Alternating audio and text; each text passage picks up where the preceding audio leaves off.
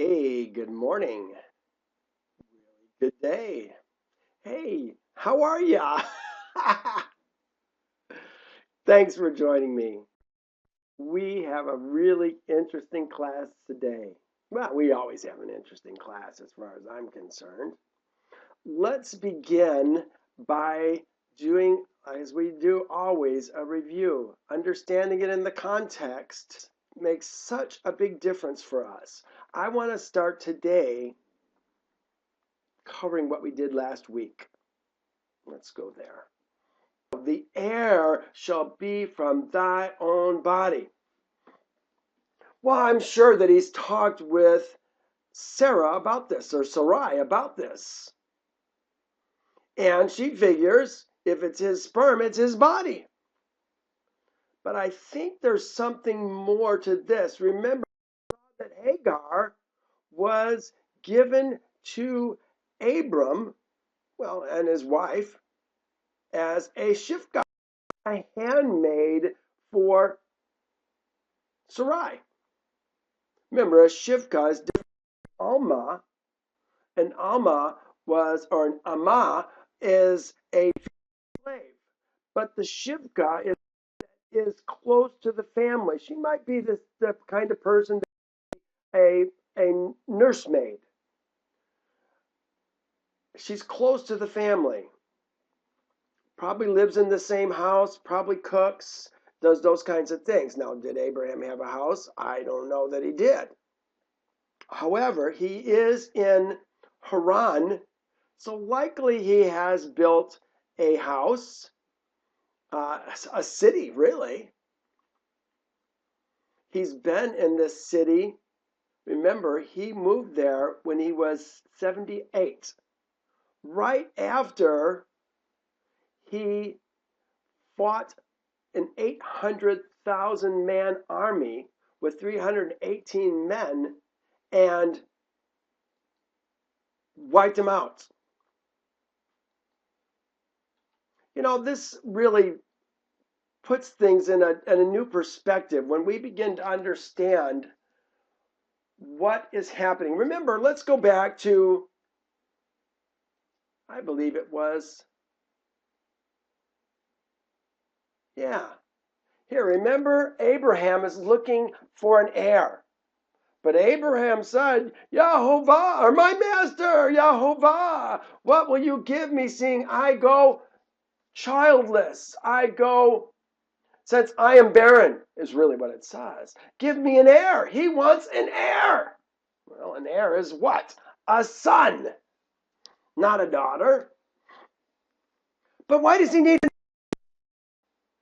heir? This is 78 years old, right after he had gotten all the booty from 800,000 men who had stolen it from the whole east side and much of the south side and south and west side of the Jordan.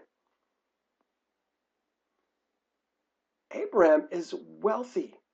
Think about it. When he came out of Ur, really, remember he was in Babylon, Noah was in Ur,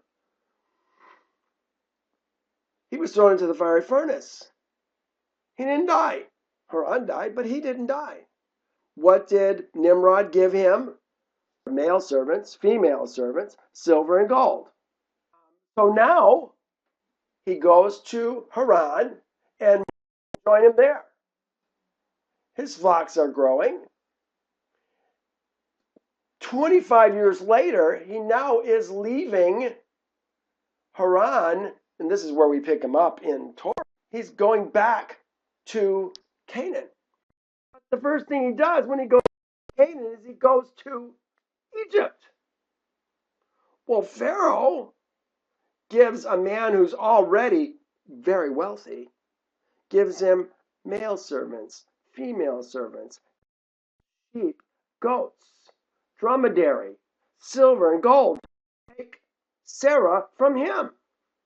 And within days, Pharaoh is giving him more male servants, female servants, cattle, sheep, dromedary, camels, silver and gold, and precious stones to get rid of him. Then 2 years later, 3 years later maybe, and he fights the 800,000 men, gets all their booty. This man is wealthy. And this is why he's concerned about an heir. Before Ishmael was born, he thought maybe Eliezer could be the heir. He's the oldest servant. Then last week, we talked about this maidservant. Remember, Hagar was the daughter of Pharaoh through a concubine. Again, we're talking about his own body.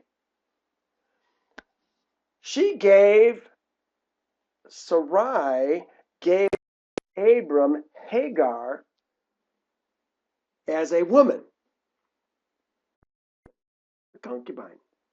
But it appears to me that a concubine is not the same as his woman. They were very careful not to say his woman. Remember, we saw that last week.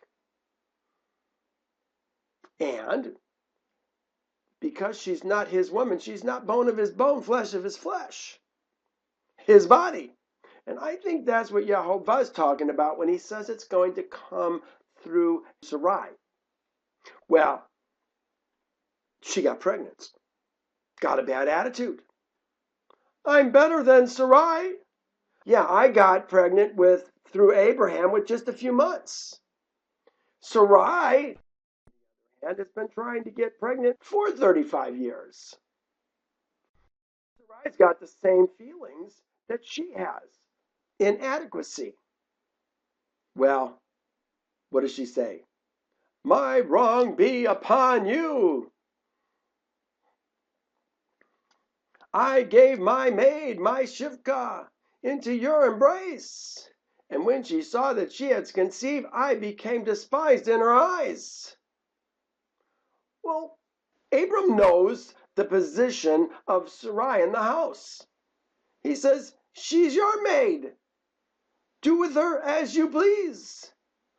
Well, because Sarai had that attitude, she took it out on Hagar, drove her out of the house. Do you think that if Hagar hadn't have gotten that bad attitude, that Sarai might not have driven her out of the house? I think it was completely on Hagar, the servant, for having that bad attitude. Can the servant control her master's attitude? No. A servant can only control her attitude or his attitude if he's a male servant. We saw last week that a woman never leaves her man. Ultimately, I think much of what we did last week had to do with the relationship between a woman and her master. Return to your master was the message that Yehovah gave to her through his messenger. Return to your master. Here it is, verse 9. Return to your mistress and submit yourself under her hand. Ladies, no, you don't want to hear this. Don't leave your man. If you haven't been to another man, and oh man, I wish I would have had someone to talk to this woman when she was leaving me. If she could have learned what I'm teaching you right now, it would have changed her life. But I had nobody to help. One person tried to help. You know who it was? Ken Hovind. Bless his heart. He called my wife, tried to encourage her to remain under my authority. And it wasn't really about authority. I never lorded over my woman. Not like I would now. I understand the relationship between a man and his woman. I had a rebellious woman. A lot like I say, Hagar had to renew her mind to come back to Sarai. Because you think Sarai was nice to her when she came back? Probably not. But you know what? I think things got better. Because Sarai changed her, because Hagar changed her attitudes. Well, Ishmael was born. Abram was 86 years old. But remember, we saw in, I think it was 15, that Abraham was concerned about a seed, talking about the 400-year prophecy. What's happening now is not going to fit in the long run. We see it because we can look at all the scriptures. Abraham doesn't see it. Abraham may actually think that Ishmael is going to be the seed that he was waiting for. But Israel's not a man after Yahovah's own heart. We're going to see that very clearly in Yasher. But now something's going to happen. Remember, we said 86 years old is how old Abram was when Ishmael was born. Now we're going to begin chapter 17. Abram is 99 years old. This means this is 13 years later. Ishmael then is 13, isn't he? Isaac is going to be born in the following year. This is what this chapter is going to be about. Let's begin. When Abram was 99 years old, Yahovah appeared to Abram and said to him, I am Almighty Elohim. It really says El Shaddai, God Almighty. But this is Elohim, the lawmaker and the judge Almighty.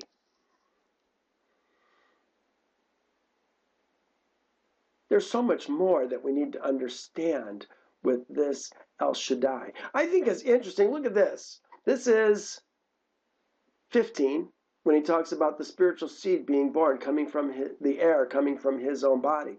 Look at how it starts. After these things, the word of Yahovah came to Abram in a vision, saying, do not be afraid, Abram. I am thy shield, thy exceedingly great reward.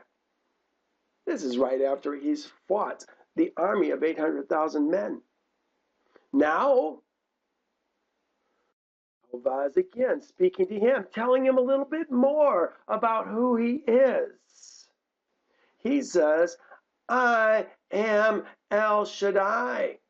Walk before me and be blameless. Blameless. You know what? Here's that word again.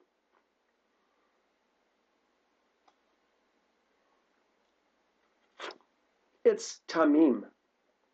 Tamim. That's what the translators always want to do, is make this blameless.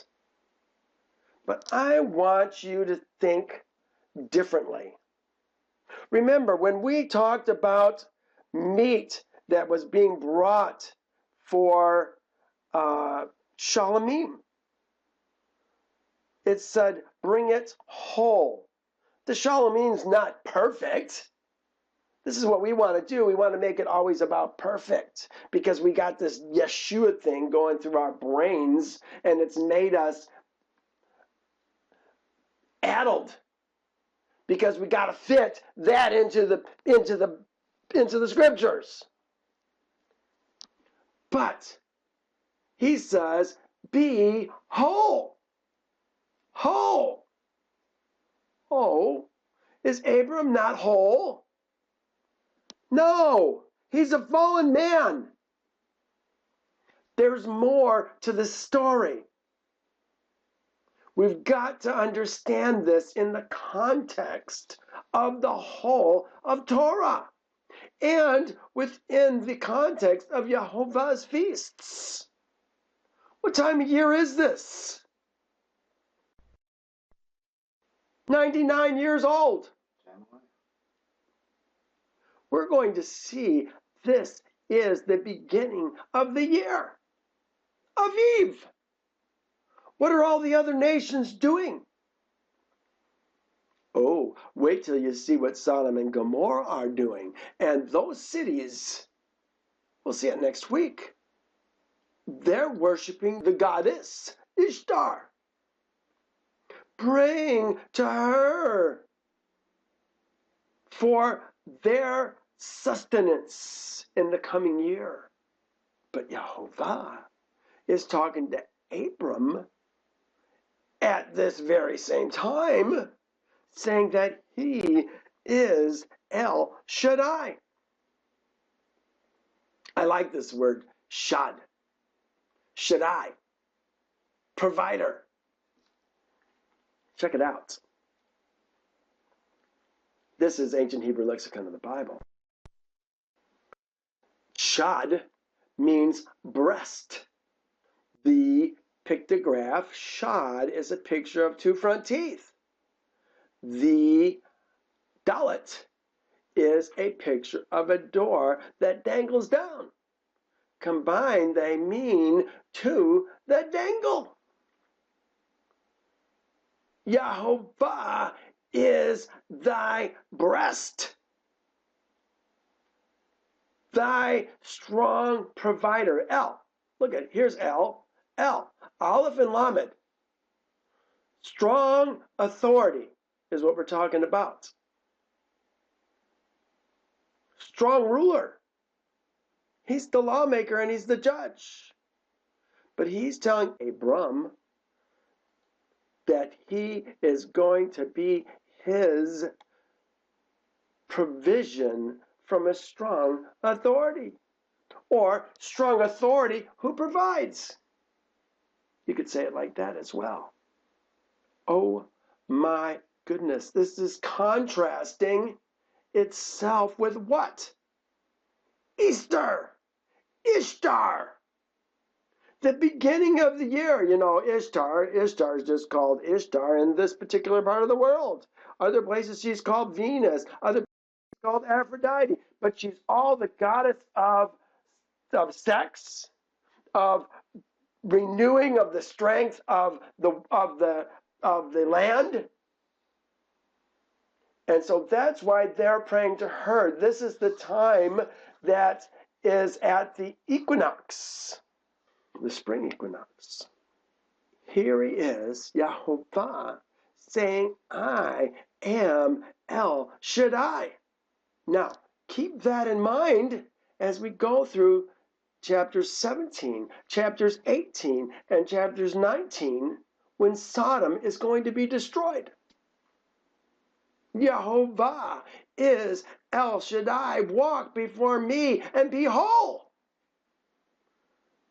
Oh, whole.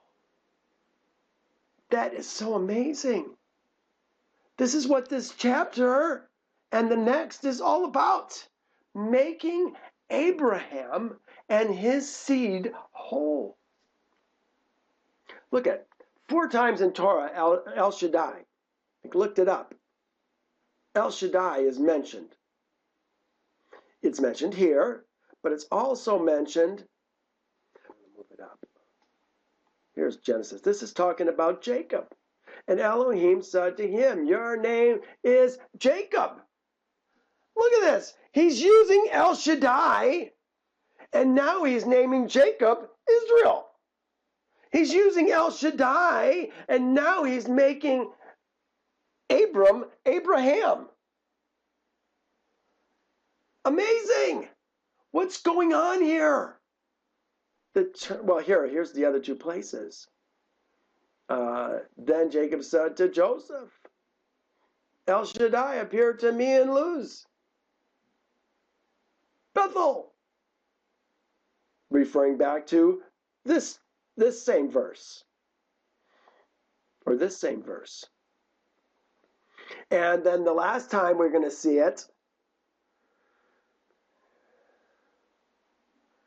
I appeared to Isaac and Jacob as El Shaddai, but by my name, Yehovah, I was not known to them. Interesting, they use his name a lot, at least in the commentary. Maybe they're not using his name. He says, I am El Shaddai. Here's something from Word Study. The term El Shaddai is found in the passages that reports God's promises of fertility, land, abundance to them, indicates that he, the Shaddai, could fulfill his promises. He says, I'm the provider. The provider. So does it make sense that it would have to do with fertility and land and abundance and the provision of Yehovah? Reminds me of what Yeshua was saying about when he talked about the Gentiles seek after what they shall eat, what they shall drink, what they shall wear. But he says, seek ye first the kingdom of Elohim, and all these things will be added unto you. This is where Abraham's at. I am El Shaddai. Walk before me and be whole. He's now going to show him how to be whole in this chapter and the next. I put the time of life as directly contrasted with Easter. Well, Abraham is celebrating the time of life. The Psalms are looking for their provision from the breasts of Ishtar. Sometimes they use this goddess and they picture her with multiple breasts, dozens of them on her body. Wait till you see how they worship her. Yehovah upholds all who fall, raises up all who are bowed down, the lowly. The eyes of all look expectantly to you, Yehovah. Give them their food in due season. You open your hand and satisfy the desire of every living thing. See, we don't want to trust God for our sustenance. We want to trust Ishtar. We want to trust ourselves. But Yehovah is painting a different picture for Abram. Listen to what he says. Talking about being blameless, whole. Walk before me and be whole. The very next verse. And I will make a covenant, is what my New King James says, between me and thee. And I will multiply thee exceedingly. Well, this word that gets translated as my covenant is my cutting. Barit. This has got the yod after it. It says my barit. I will make my barit between me and thee. What is the barit? This is a vision. It starts with, I will make my barit between me and thee. Yehovah and Abram. Soon to be Abraham. Just 3 more verses. Then Abram fell on his face. What were we just reading about those who bow down lowly, that Yehovah is going to provide for them in Psalms? And Abram fell on his face, and Elohim talked with him, saying, again, how is Yehovah talking to Abraham? There's no man there. It's a vision. He's not there. Yehovah is speaking to him, dare I say, in his heart. Abraham has ears that hear, spiritual ears that hear.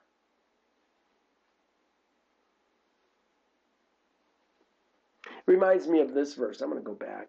I'm looking for the verse that says, he believed Yehovah, and it was counted to him as righteousness. But remember, we were talking about he trusted Yehovah, and it was counted to him as righteousness. This is the kind of trust that I'm talking about. I can't find it right offhand. He's hearing what Yehovah has to say, and he's responding to what he is hearing. He says, as for me, behold, my covenant is with thee. All these are into Abram. My cutting is with thee, and thou shalt be a father of many. It says nations. Is Abraham a father of many nations? When I think of nations, I think of countries. The word is goyim. Here. Goyim. There it is right there. Look what it says. A sense of massing. They put a foreign nation. Hence Gentiles. Troop of animals. Flight of locust.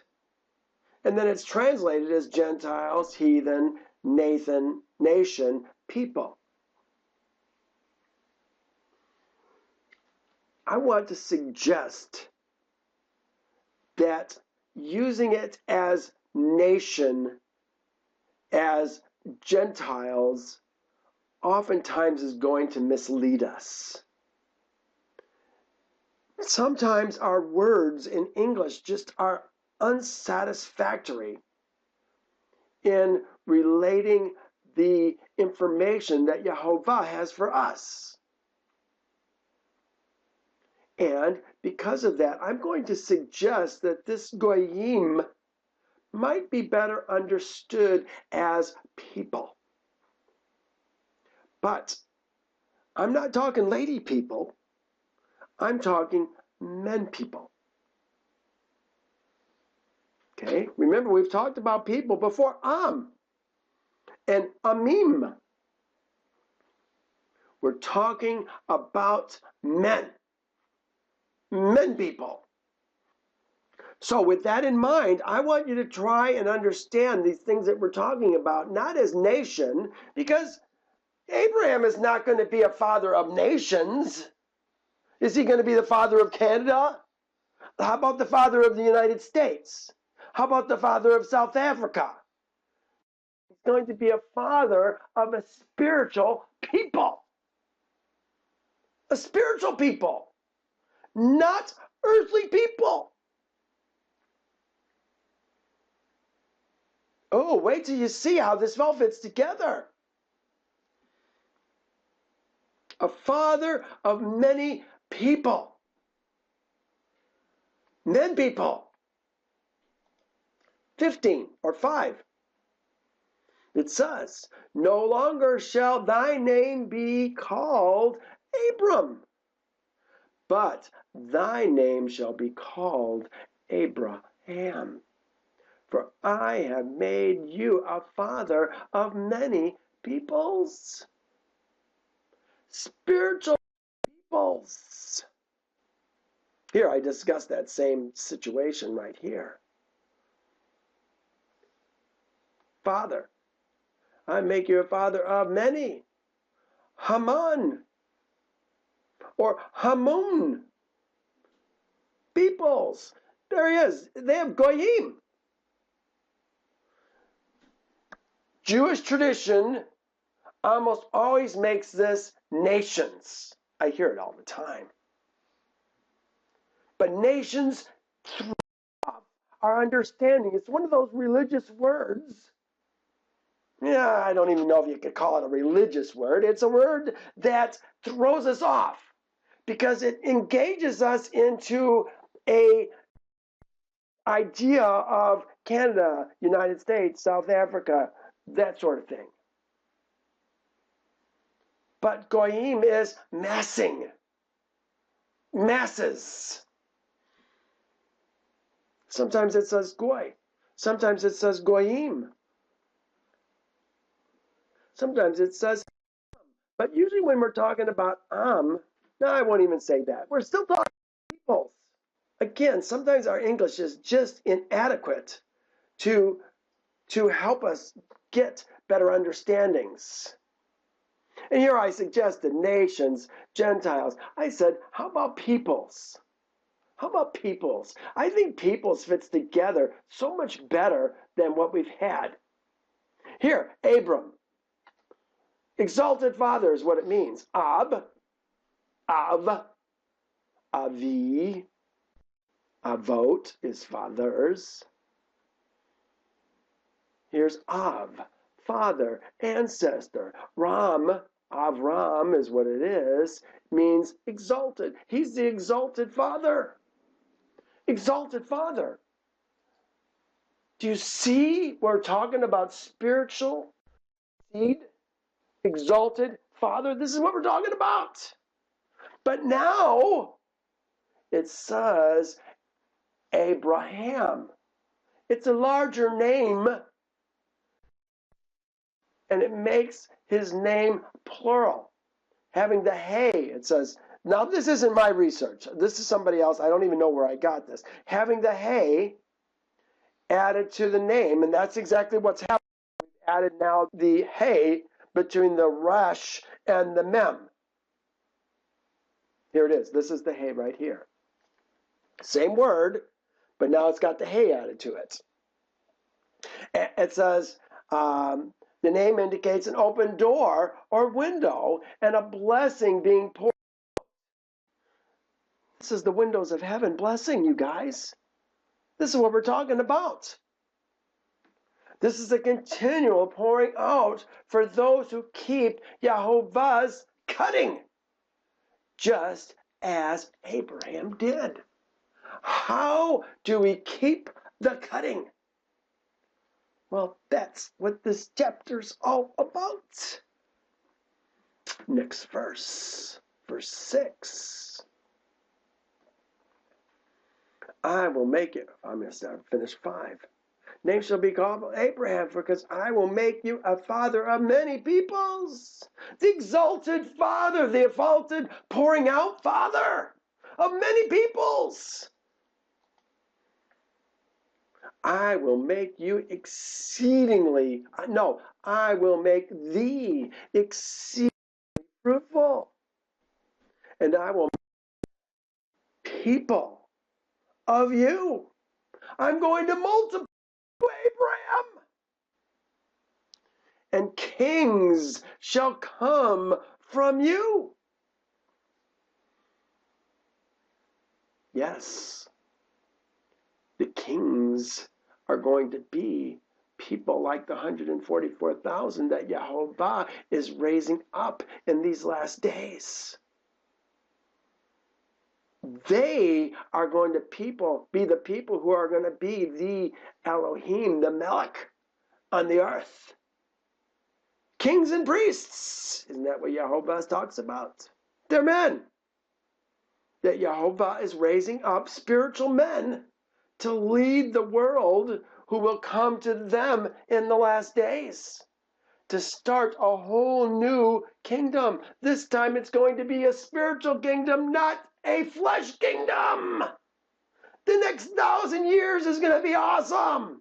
You want to be a part of this, and if you can be one of the great ones, this is how. I will make you exceedingly fruitful. And I will make, be fruitful and multiply. This is it right here. I will make people of you. I'm going to multiply you. I will establish my cutting between me and thee. and thy seed.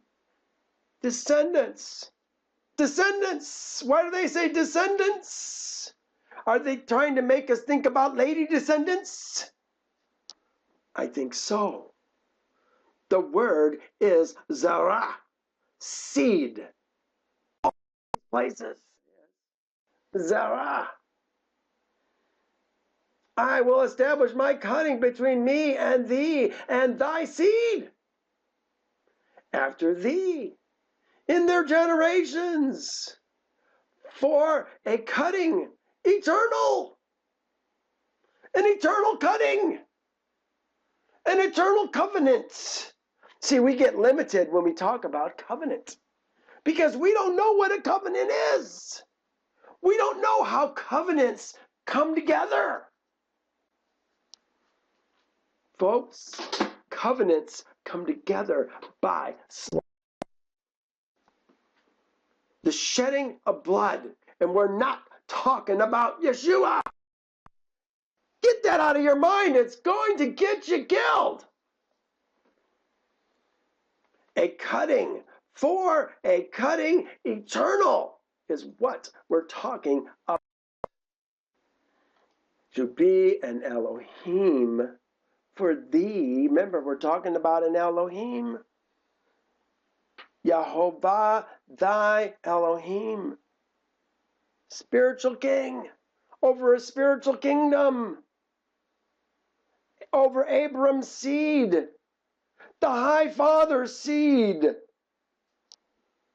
Are you starting to see something different here? And for thy seed, after thee.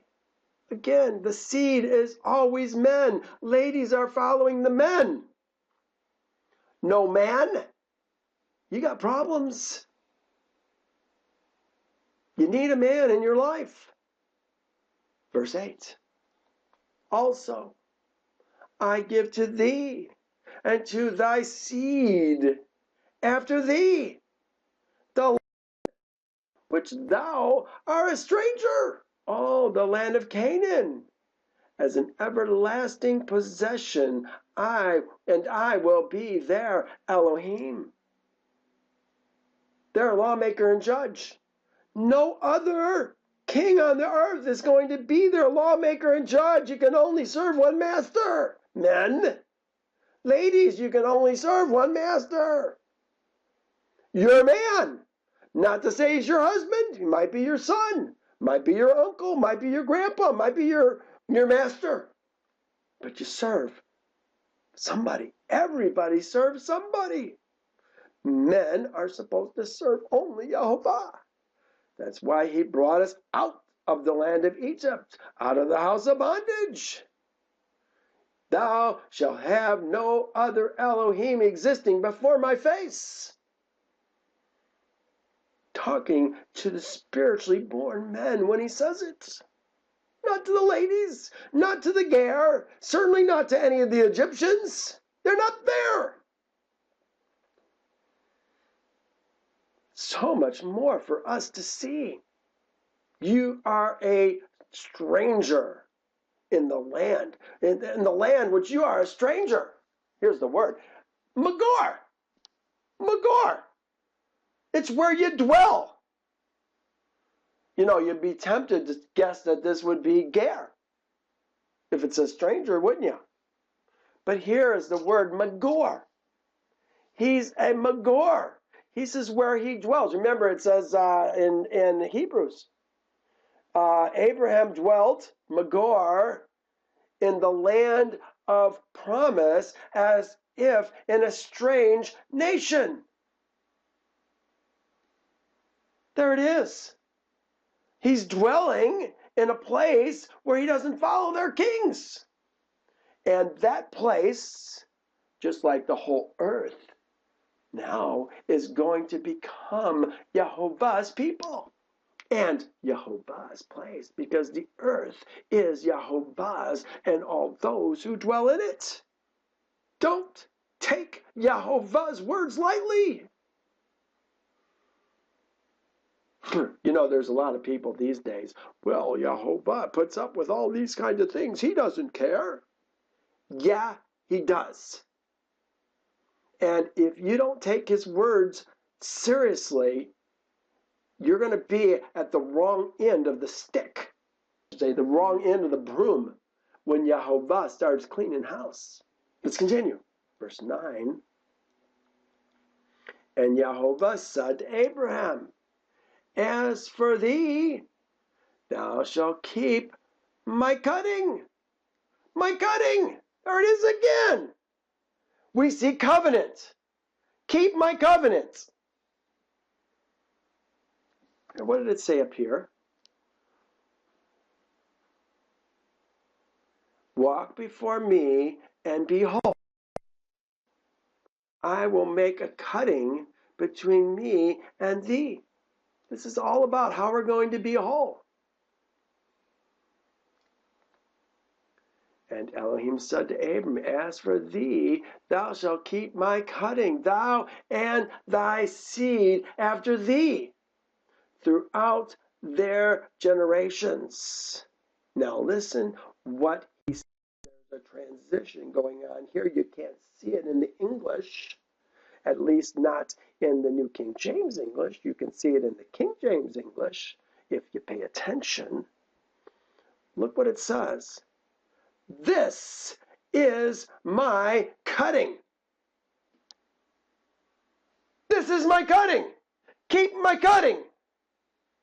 This is my cutting, which you all, you see that green in there, that bright green? I put that in there for a specific purpose. It's the yellow is the thee and the thou and the thy and the thine. But the you, the green, is the you and the your and the. This is the plural. He's talking to all of Abram's seed, Abraham's seed.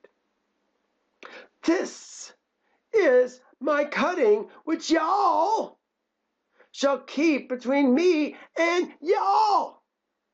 Look at, he's changed something, hasn't he? It was about Abram and thee. Or no, about me and thee. Now about me and y'all. And all your seeds after thee. Okay, so it's about me, and it's about my seed, thee, my seed after thee. Who's my seed? West John, are they my seed? Not the seed we're talking about. No, the seed we're talking about is people like Carrie. People that I've taught to become Ezra men. Those are my spiritual seed. And that's what Isaiah 54 is all about. Spiritual men begetting spiritual seed don't need a woman. I would like to have a woman in my life. I don't. But I don't need a woman in my life to bear spiritual seed. Can a woman bear spiritual seed with me? Of course. Isaac's going to be spiritual seed. Came from Abram and Sarah. His body. Bone of his bone, flesh of his flesh. What she bears, he bears. And Isaac is going to be a man who is a spiritual man. Oh, wait till you see Isaac talking to Ishmael just before he's brought up to Mount Moriah to be killed by his own dad. Oh, you're going to see the heart of Isaac. This is my covenant, which you all shall keep between me and y'all, and your seed after thee. He says, every male among you shall be circumcised. Look at what it says in the New King James. Every male child. It's totally added word. No, every male among you shall be circumcised. They actually say it a little bit differently. Here's my translation. This is my cutting. This is my cutting. Circumcision is my cutting. This is my cutting, which ye shall between me and you all, and thy seed after thee. He says, circumcise among y'all. Masculine plural. Every male, every kol, that's the word they use for every kol. Every male, here's the word, zakar. Every zakar. This is the same cutting. Look at, compare this verse. This is my cutting which you shall keep. Circumcise circumcise among you all the males. Here's Exodus 12. The Passover chapter. And when a stranger, the Ger, dwells with thee and wants to keep the Passover to Yahovah, let all his males be circumcised. There's the covenant. And then let him come near and keep it, and he shall become an Ezra. The Ger becomes the Ezra when he enters into the covenant by the cutting and partakes in the Passover meal. He says, for no uncircumcised person shall eat it. Well, look at the next verse. He says, and y'all shall be circumcised in the flesh. Now, this is a vision that Abram is having. He's not talking to the camp. How many people are in Abram's camp right now? Think about it. He had probably close to 1,000 men back when he was 75, leaving Haran for the second time in Exodus 12. Now, 25 years later, how many more men does he have in his camp? Shoot. It could almost have doubled in that amount of time. Perhaps more. How about the men that he's bought? It says circumcise the men who you're going to buy. No, we're talking about an enormous amount of people right now. And you shall be circumcised in your flesh. Again, he's talking to Abraham now, in a vision. Well, maybe he didn't become Abraham until he got circumcised. And y'all shall be circumcised in the flesh of your foreskins, and it shall be a sign of the cutting between me and y'all.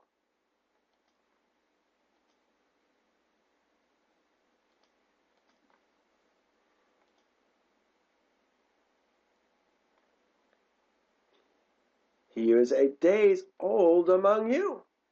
So now here's the child that's going to be circumcised.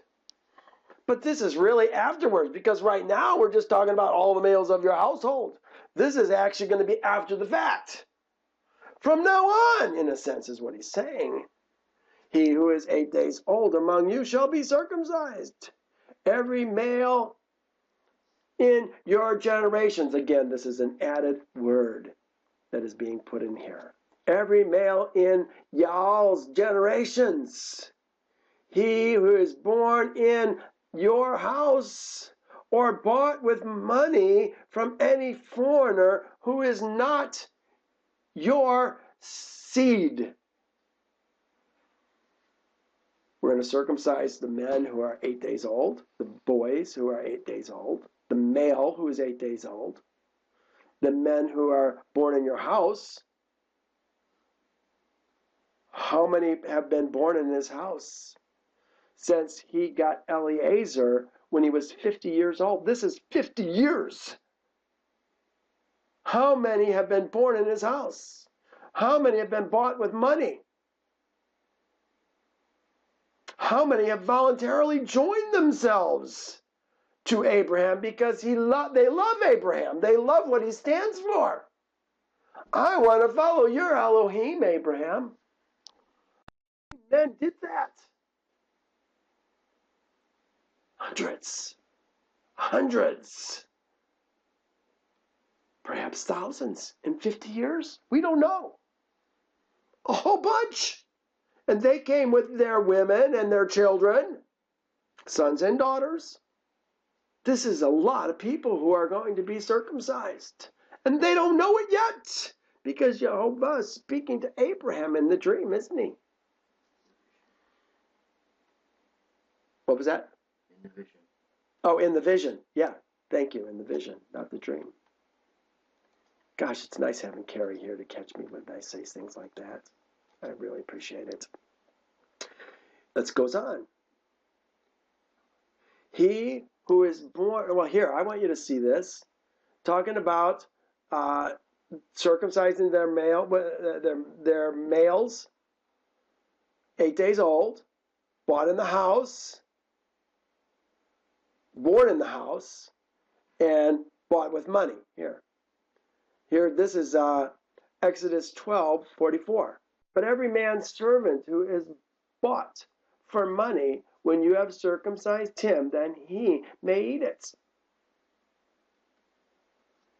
Here's another one.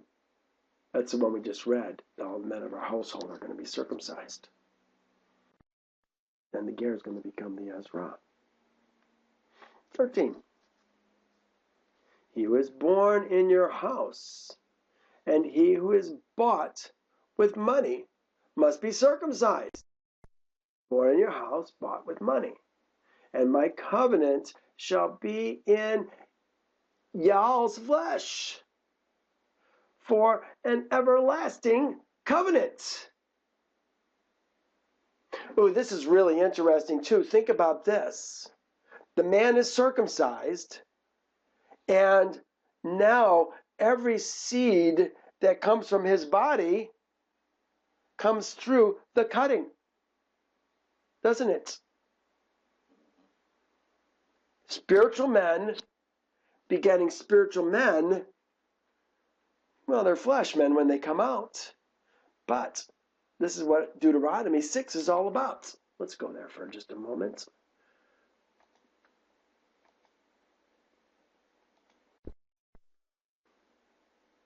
Now this is the commandment. These are the statutes and judgments which Jehovah your Elohim has commanded to teach thee, that thou may observe them in the land which you are crossing over to possess, and that thou may fear Jehovah thy Elohim, keep his statutes and his commandments, which I command thee, thou and thy son and thy grandson, all the days of thy life, and that thy days may be prolonged. Now, here it is down here too. We don't see it, but we don't see it because we've learned lies. Here, verse 7. Thou shalt teach them diligently, the statutes and the judgments. Thou shalt teach them diligently to thy sons, and thou shalt talk of them when thou sit in thy house, and when thou walk by the way, and when thou lie down, and when thou rise up. It doesn't say children, it says sons. Spiritual sons. We're begetting spiritual sons, and we're going to teach them how to be spiritual men. Through the cutting. They're getting circumcised on the 8th day because they're going to be part of the cutting.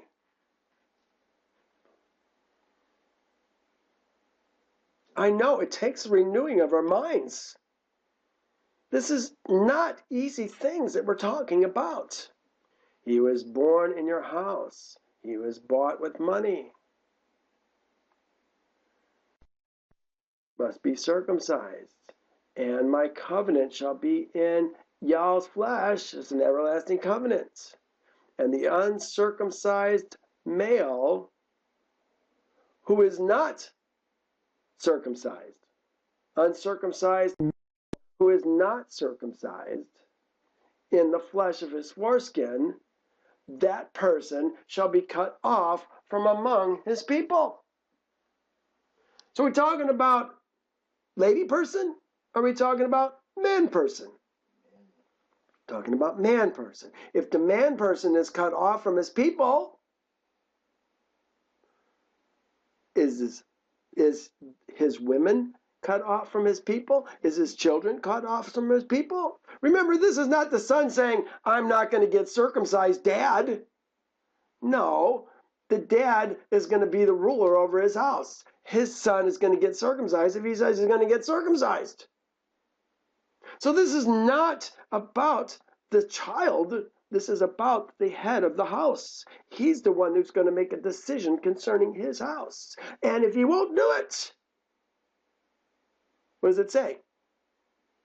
That person shall be cut off from his people. He has broken my cutting. Well, this is, remember, we don't know it yet. We don't know what's going on. We don't know what Yahweh is telling Abraham. Abraham's having a vision. Soon he's going to tell us. He goes on. Then Elohim said to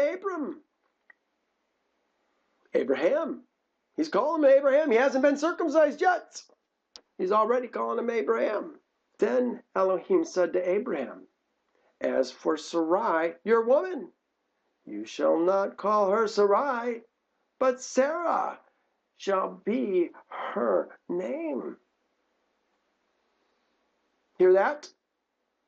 When the man got a new name, the bone of his bone and the flesh of his flesh got a new name. What about Hagar? Did she get a new name? She wasn't bone of his bone, flesh of his flesh. She was simply a concubine, not his woman. See, the English doesn't even express it. We can't get it in the English. It's hard. Part of renewing our minds to the good and acceptable and perfect will of Yahovah. All this happened at what Genesis 18 calls the time of life.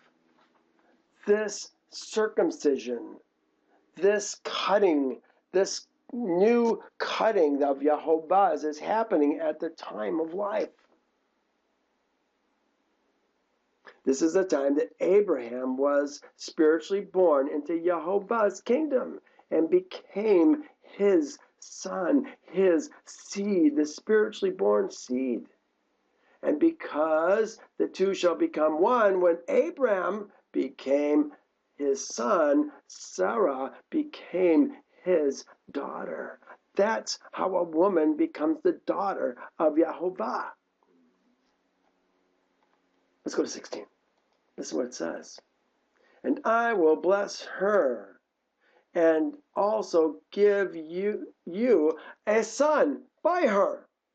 Then I will bless her, and she shall be, look at what it says, a mother of peoples. And kings of peoples shall be from her. Kings of peoples. Well, it's a little bit hard. Let me put it into my translation. And I will bless her and give you a son by her. Give thee. Let me fix that. Give thee a son by her. I will bless her, and she shall be a mother for among a multitude of peoples, among peoples. That's the goyim, to peoples, among peoples, for peoples. It's the same thing that Abram has. She's getting what Abram has. She's not going to lead him. She's going to still follow her man. But she's getting the blessing. Why? Because she followed her man. You know, did she ever have a choice to be Abram's seed or Abram's woman? No, she didn't have a choice. Abram took her because she was a orphan, fatherless child. She was 40 years old, but she was a fatherless child. And he took her to himself just as Nahor took Milcah to himself. Did they have any choice in the matter? I don't think they did. She could hardly even have known Abram at that time. Remember, he had been living in the house of Noah for his whole life, in the cave for 10 years, and then in the house of Noah for another 39 years. She's just meeting him. But she got blessed when he took her. I put, Sarah's womb was shut until Abram was circumcised. Do you think maybe Yahovah wanted the seed of Abram, the spiritually born seed, to pass through the cutting? I wonder. Does now the people, still people, we're still talking about people. I don't think it really makes a significant difference, but it's a different word. Again, we've got to get better. We don't have the English words to make it all fit together. We've got to understand it in the context of Torah to really define these words well. 17. Then Abram fell on his face and laughed. He's laughing. What was it he just said? And I will bless her and also give thee a son by her. Then I will bless her, and she shall be a mother of a multitude of peoples, a mother of peoples. Kings of people shall come from her. He's thinking, yeah, all right, Sarah, I'm almost 100. She's almost 90 years old. And Abram fell on his face and laughed, and said in his heart, shall she bear to a man who is 100 years old? He's questioning his own virility. And shall Sarah, who is 90 years old, bear? Now he's questioning her ability to have a child. And Abraham said to Elohim, oh, that Ishmael might live before you. He might be a spiritual man, but he didn't quite get it, does he? No, Yahovah's doing something miraculous. This is what the spiritual birth is. It's miraculous.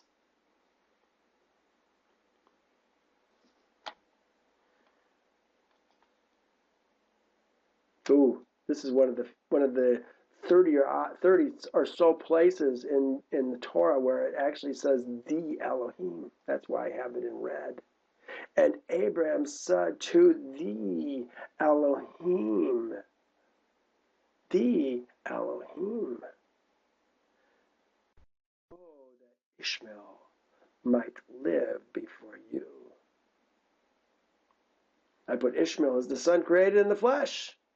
Well, Isaac is the miraculously born promised son. It's the difference between the lower nature and the higher nature. The lower nature always comes first, then the higher nature. Most people never experience the wholeness in their life. This is what we're talking about, whole. Oh, that you would become whole. Today,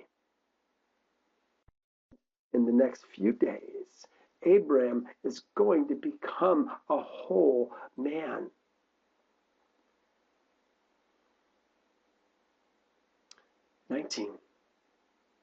Then Elohim said, no, Sarah, your woman, shall bear a son, and thou shalt call his name Isaac, and I will establish my cutting with him for an everlasting cutting, and with his descendants after him.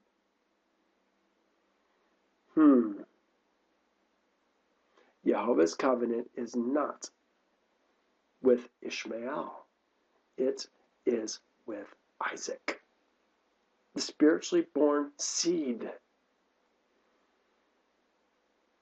This is all going to prove itself out on the very same day that we come out of Egypt, 400 years after Isaac, the spiritually born seed, is born. Not 400 years after Ishmael, the not spiritually born seed, is born. So we're going to see which is the spiritual one and which isn't by what happens 400 years from a year from today. Wow. 20. And as for Ishmael, I have heard you. Behold, I have blessed him. He blessed him early on, last chapter. And will make him fruitful, and will multiply him exceedingly. He shall begat 12 princes, and I will make him a great nation. But my cutting, here I've got some notes on this. It would seem in the flesh that Ishmael should be the heir. Well, isn't that what Abraham's thinking? That he would be the heir before me. He's the seed of Abraham. He's the firstborn. And now circumcised. It would seem Ishmael is the chosen one. But Ishmael never passed through the cutting. Isaac did. I think there's a shadow picture going on here that we miss.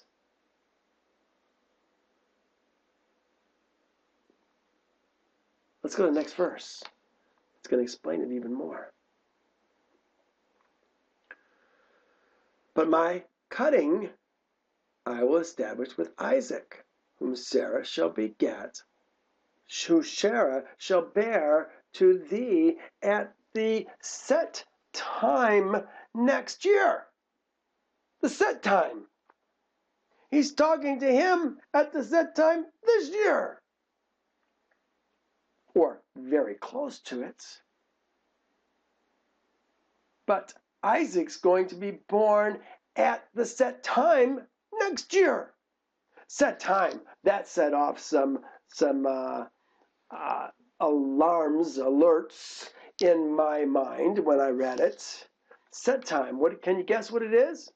Yehovah seems to be talking with Abraham in a vision at the set time right now. But I think we are a few days early. Well, I think we are, because I think the set time is going to be the day that the angels go into Sodom and Gomorrah, and that's the Passover night. And the next day, the same day, is the same day that we came out of Egypt. But look at what it says about set time. It is the Moed. It's the Moed. It's the appointed time that we meet with Yehovah. Appointed time. Abram had appointed times. Wow! Yehovah really doesn't change, and his word endures forever. We just don't get it. There's something we're going to talk about next week called the time of life. The time of life. How about the time of wholeness? The time of reconciliation between a man who has been cut off from Yehovah and a time when he can be rejoined to Yehovah as Yehovah's heir. Abraham's seed. The exalted father's seed. What am I saying here? It might be about this. Let's get rid of this. This is Yehovah Shalach speaking. Covenant I will establish with Isaac, whom Sarah shall bear at the set time. No, this is not the Shalach. This is a vision. Ignore that. I'll have to fix that.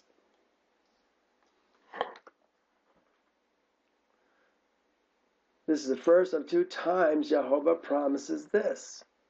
He confirms it with his messenger in the next chapter. Oh, this is good. Here he is speaking to him in a vision.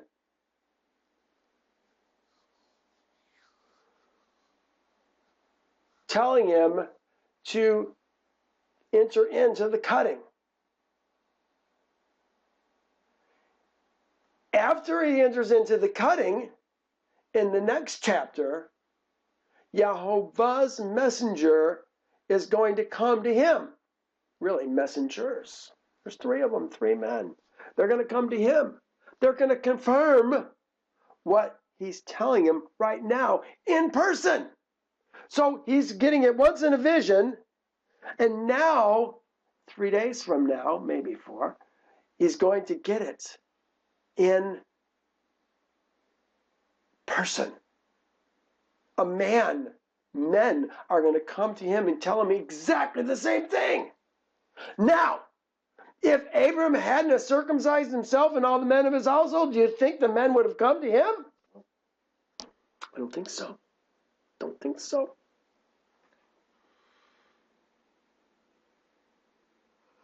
This is the first of 2 times. Yes, that's what we're talking about. And he said, I will certainly, this is the 2nd time. Now we'll save that for next week. Let's go on. Set time. Then he finished talking with him.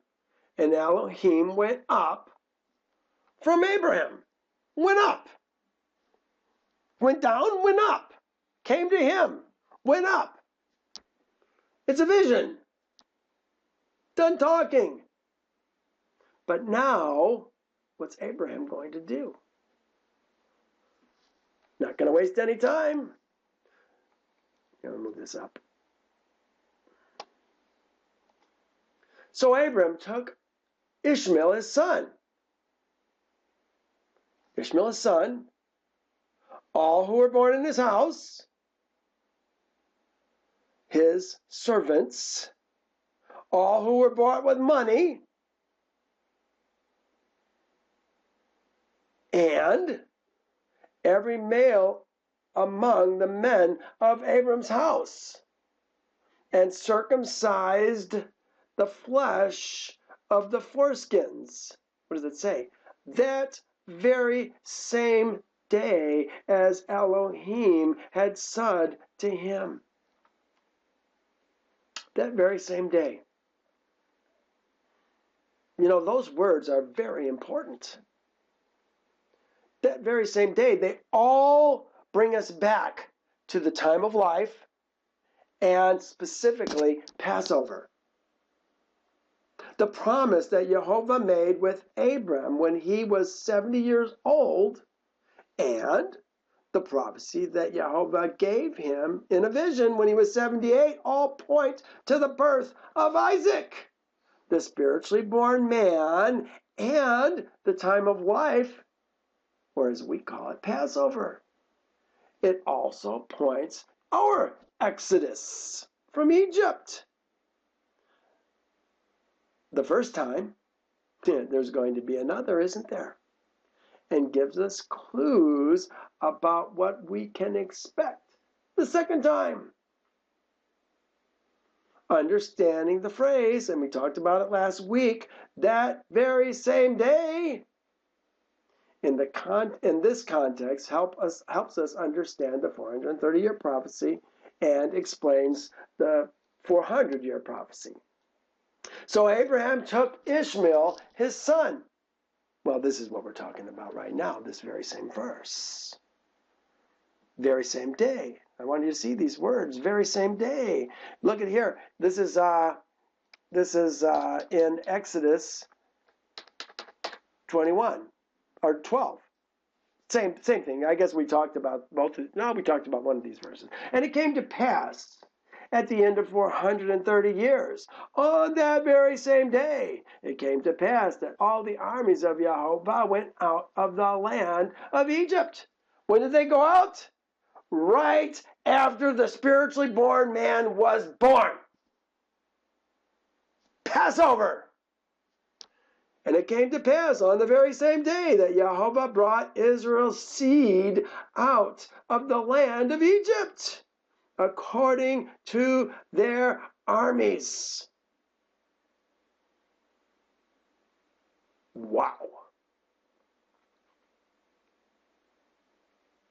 Well, we're not done. I had another note in here. Where's my other notes? Oh, I guess it's coming. We're going to get to it. Here it is. Abram's 99 years old when he was circumcised in his flesh of his foreskin. All future seed passed through the cutting or the sign. This is a sign. A sign. The cutting is a sign. Okay? It's not the sign. It's not the evidence. It's a sign of the evidence. The cutting is a sign. There's lots of guys who are circumcised. My sons are circumcised because I wanted them circumcised. But that doesn't make them spiritually born sons, does it? The whole world has lots and lots of circumcised men in it. But that doesn't make them Jehovah spiritually born sons because they've never left the Elohim of their birth. It's a sign. 25. I put this is the last time Ishmael's name is going to be mentioned in Torah until Genesis 25 verse 9 when he and Isaac bury their father, Abraham.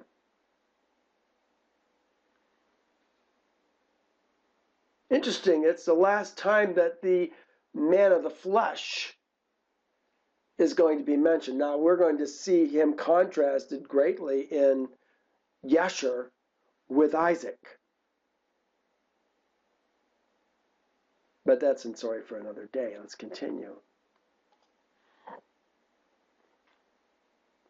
That very same day, there it is again, that very same day, Abram was circumcised and his son Ishmael. I think this is really interesting when you think about the order in which this was done. Remember, the men of Abram's camp, his gates, if you will, his city, Haran, didn't have the vision, did they? But now all of a sudden, Abram's coming and he's got this new plan. Look at the order that they get circumcised. The very same day, Abram was circumcised, and his son, Ishmael, and all the men of his house. Born in the house or bought with money from a foreigner were circumcised with him. Jehovah spoke to Abram in a vision. No one else has talked to Jehovah. I'm sure every man in the camp, here's what they're saying. Now every man in the camp is to be circumcised. That must have gone over well. They all must have said, what? This is something that we've had with us our whole life.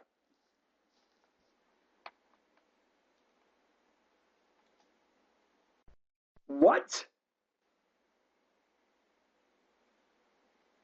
Remember, Abraham must have close to 1,000 males in his camp. Really, well over that.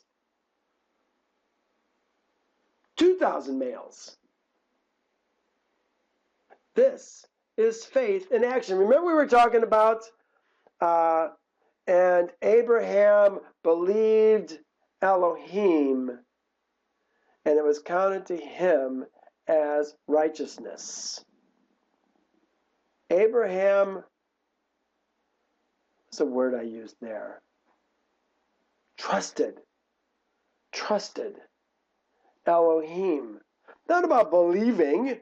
This is not something you do with your mind. This is something that you do with your actions. Abraham hears Jehovah speak and does. That's the trusting in Elohim that he's got. He was told to leave Haran.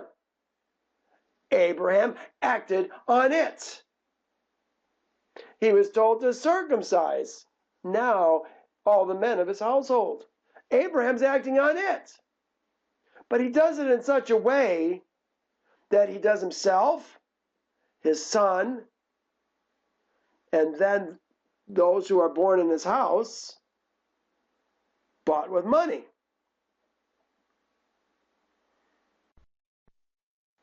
Those who are born in his house, all the men of his house. All the men of his house. Those must be the men who voluntarily join themselves to him.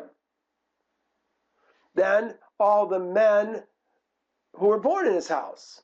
Those would have to be the males who were born to the men of the house.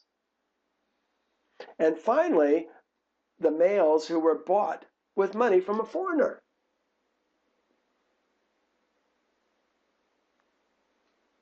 Now, this is my covenant, which you all shall keep between me and you and your seed after thee. Every male among you all shall be circumcised. What if they refused? Could somebody in Abram's camp refuse? No, I ain't going to do that. Could they say they don't want to? A servant can't. I mean, he's the servant. You're going to get circumcised whether you like it or not. You're the servant. But how about the men of his house? Could they say, no, I don't want to do this?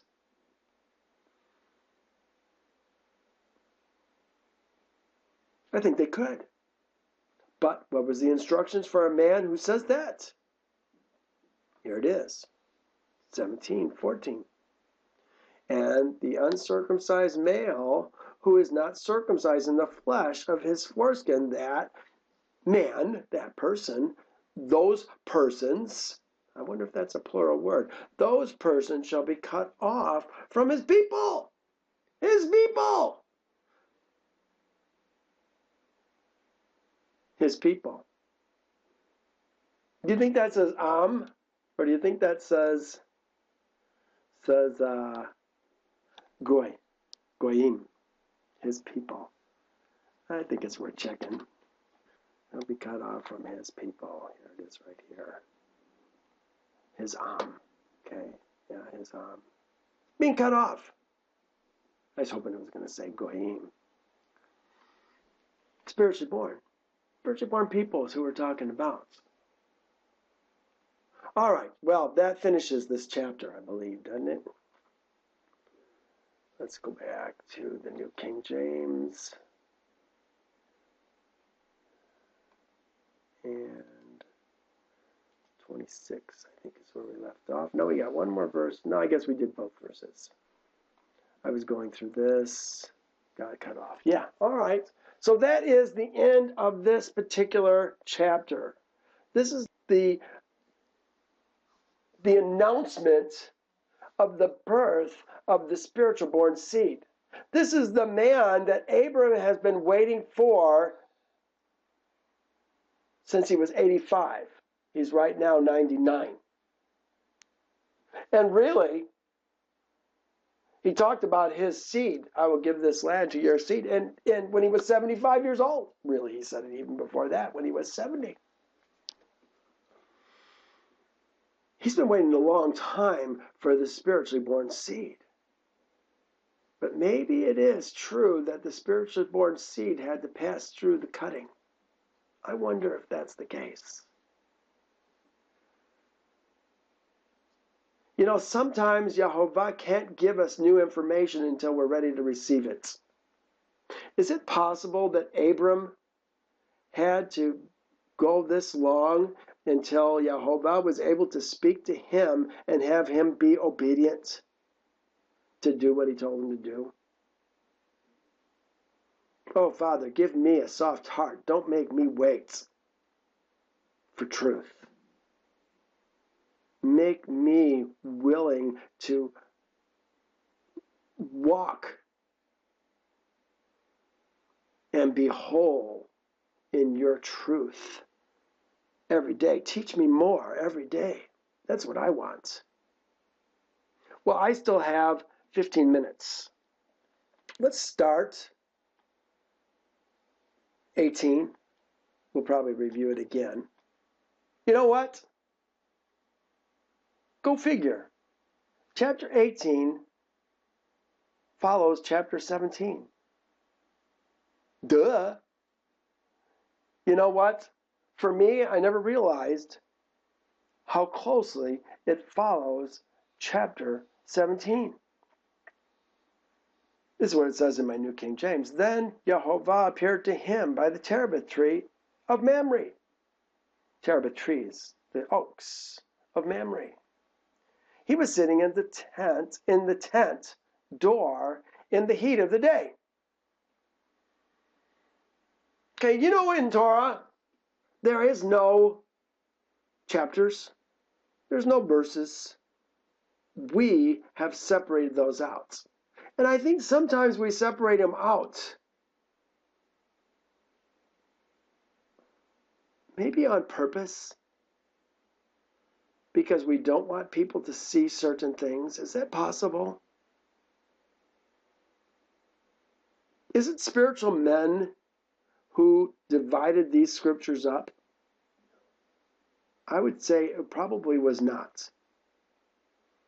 I would say most of these men were people like the ones who were following King James. Although I think the verses came in even before that. But these were not spiritually born men. These aren't Abraham's seed who are dividing these verses up. I think they would have been divided up maybe a little bit differently. There is things in here, verse 18. He was sitting in the tent door in the heat of the day. All right, great. Why did they say heat of the day? Well, it wasn't until I read Yesher that I realized that 17 goes with 18. Look what it says in Yesher. I'm going to come back to some of these other things here. It says, and in the third day, Abram went out of his tent and sat at the door to enjoy the heat of the sun during the pain of his flesh. Oh, Abraham's still hurting from being circumcised. Now, let's look at some other observations. It says and. Okay, that word here is a vav. They make it then. It says and. And can be then. Sometimes they make it when. But it's something that's tying one thought with another thought. It's the vav that connects. We see Genesis being connected to Exodus with a vav. Genesis is being connected to Leviticus with a vav. Leviticus is being connected to Deuteronomy or to Numbers with a vav. Not the case with Deuteronomy. We'll talk about that a couple of years from now, probably. It's and. And Jehovah appeared. Now this says he appeared. Ra. Ra. The word actually is, I think, Ra'ah. But this is Ra. This is just Ra. He appeared. The Vav, the Yod rather, the Yod says he. And Yehovah, he appeared, coming towards him. Here's somebody that we can see. But Yehovah is Spirit Elohim. You can't see Spirit Elohim. And if you do, you die. No, what's going on here? How did Yehovah appear to him? Yehovah is Spirit. We can't see him. But look at what it says. But Abraham recognized Yehovah in these three men. He called him Adonai. Adonai, my master.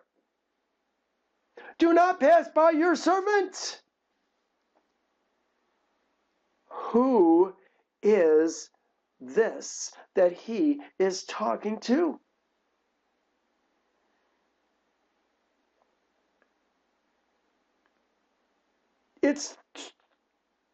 Well, here, we'll go to the next verse. In the last days, the world will see Yehovah in his called out men as well. What and who are these men? So he lifted up his eyes and looked, and behold, three men were standing by him. It says Yehovah appeared to him.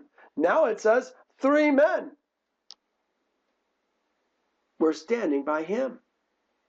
And when he saw them, he ran from the tent door to meet them and bowed himself to the ground. But these three men, the word here is Enoshim. Enoshim, men. Plural of Ish, Enoshim. I put, they are Yehovah's Shalakim. They're his Shalak, his sent one. Sent by him for several purposes. This week, actually next week, we're going to hear what they have to say. But I want you to be thinking about these men this week. They're sent ones. Remember the sent ones. What is a sent one? A shalak. Abraham sent Eliezer to find a bride for Isaac. What Eliezer said, what Eliezer did, the money Eliezer paid, and the decisions Eliezer made were all as if Abraham had made them. Because he was sent, a shalak, he was sent by Abraham. See, this is what happens with Yeshua. If Yeshua was anything, he was a messenger. Not a savior, not a lamb of God. He was, if he existed at all, he was a messenger sent to turn people back to Jehovah's word. But because he is a shalak, we confuse the messenger with the one who sent him. And that is what's going on here in Torah with these messengers sent by Yehovah. They call them angels. But it says right here they're men. Three Enoshim. They're sent by Yehovah. And you get confused. We get confused because they are speaking as if they're Yehovah. And so now I've heard people say, well, that's Jesus. Don't you know? Jesus came to them. Oh, man, what we do to twist the scriptures to make it fit our theology. No, these are shalakim. Look, I'll prove it. Here's Genesis 19:13. Look what it says. For we will destroy this place. This is the two angels that went down to Sodom and Gomorrah, to Sodom, because of the outcry against them, because of the outcry against them has grown great before the face of Yahovah. And Yahovah shall send us to destroy it. Look at the word they use for sending us. It's the word shalach. Sent ones. They're speaking for Yahovah. That's what the 144,000 are going to do in the last days, is speak for Yahovah. They are Yahovah's shalachs, his sent ones. He has sent us, it said. He shall send us. He shall. He shall send us to destroy. I think these three men may be Shem, Eber, and perhaps one other. Can't be Noah. Noah died when Abram was 58 years old. At first I thought it was Noah, Shem, and Eber. And I had to do some research. Nope, Noah's gone. So it's got to be Shem and Eber and one other. I think that Abraham recognized these men when he saw them coming, when he was sitting at his tent in the heat of the day because of his pain. He recognized them. And I think Lot, when they go down to Sodom, is going to recognize them as well. They're the messengers of Yahovah, the highest ones in the land. And I wonder, when we talk about, remember there was two of them that went down to Sodom and Gomorrah. Sodom. They were in Sodom, not Gomorrah. But it's all going to be destroyed. Sodom, Gomorrah, Admah, Zeboim, and no, I don't think Zoar was destroyed. Is it possible that these two men that went down to Sodom are a shadow picture of what we think of when we talk about the two witnesses? I think they might be. I think they might be. If there's two witnesses in Torah, this is the place where it's at. And that would make sense, that they're the ones that are coming to Sodom.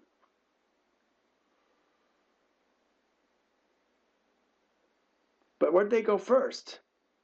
They went to the spiritually born men. The whole camp of Abraham. Just like they're going to come first, if it's people, they're going to come first to where? The 144,000, the servants of Yahovah. That's why I said 144,000-ish. Soon Yahovah will send 144,000-ish shalakim to destroy. I keep putting shalakim, shalakim.